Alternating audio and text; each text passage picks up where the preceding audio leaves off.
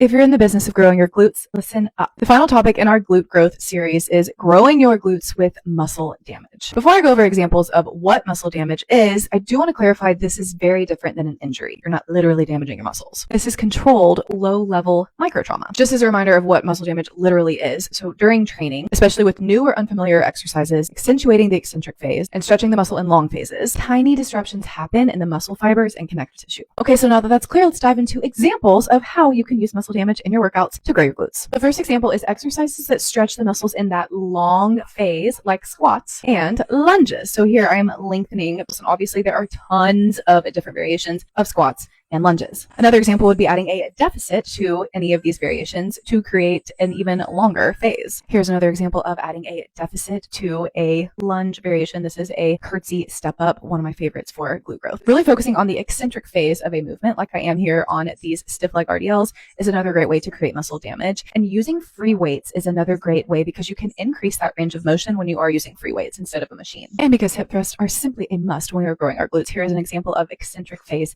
hip thrust. I'm going up at a normal pace and then down nice and slow. You'll notice all of these examples are obviously some sort of variation of a squat or a lunge, focusing on that lengthening stage. Anytime you can create a deficit like I am right here, or just really challenge your muscles with something new or unfamiliar, like our dreaded Bulgarian split squats, you're doing muscle damage. As always, if you have more questions about how to grow your glutes or any other body part, I'm happy to help. You can work out with me on my app or train with me one-on-one.